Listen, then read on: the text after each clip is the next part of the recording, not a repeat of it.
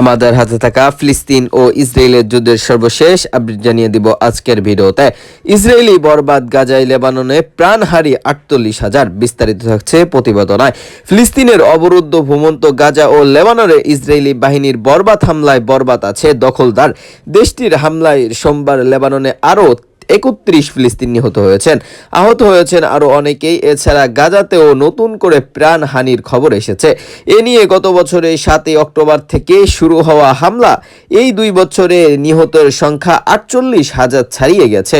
খবর Al Jazeera ভিত্তিক সাংবাদিক মাধ্যমের প্রতিবেদনে বলা হয়েছে, সোমবার লেবানন জুড়ে ইসরায়েলি বাহিনীর হামলায় অত্যন্ত ৩১ জন নিহত হয়েছেন, আহত হয়েছেন অনেকেই। তাদের মধ্যে অনেকের অবস্থা গুরুতর। হামলার বিশিষ্ট স্থাপনা নিজের এখানে অনেকেই আটকা পড়েছেন, তাদের উদ্ধার তৎক্ষণ চালানো হচ্ছে। অন্যদিকে তাদের গাজা শহরে ইসরায়েলের হামলায় ১১ জন নিহত যাওয়ার খবর পাওয়া গেছে। ওয়াফা নিউজ এজেন্ট বরাত দিয়ে আল জাজিরা প্রতিবেদনে বলা হয়েছে, উত্তর অঞ্চলের শহরটিতে ৩টি মারাত্মক ইসরায়েলের হামলা হয়েছে। আজ জাজেরা এলাকায় হামলার নারী, শিশু ও ৬ জন নিহত হয়েছেন। এছাড়া গাজা শহরের সাথী শরণার্থী শিবিরের হামলায় ৩ জন এবং জৈতুন এলাকায় ২ জন নিহত হয়েছেন, আহত হয়েছেন অনেকেই।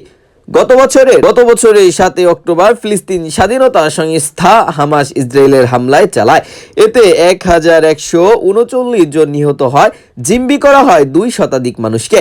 হামাসের হামলার জবাবে ওই দিন থেকে অবরুদ্ধ গাজায় নির্বাচিত হামলা শুরু করে ইসরায়েল। ২৩ লাখ বাসিন্দা এই উপক্রিয়া ইসরায়েলি বাহিনীর হামলায় ১৩.৫ মাস ও বেশি সময়ে নিহতর সংখ্যা বেড়ে দাঁড়িয়েছে ৪৪,২৩৫ জনে। আহতের সংখ্যা বেড়ে হয়েছে ১,০৪,৬৬৬ জনে। গাজার পাশাপাশি লেবাননের ব্যাপক হামলা চালাচ্ছে ইসরায়েল। লেবাননের স্বাস্থ্য মন্ত্রণালয় বলেছেন, গত সোমবার পর্যন্ত লেবাননের হামলায় ৩,৭৮৮ জন নিহত হয়েছেন, তাদের অর্ধেক নারী ও শিশু। আহত হয়েছেন ১৫,৬৯৯ জন।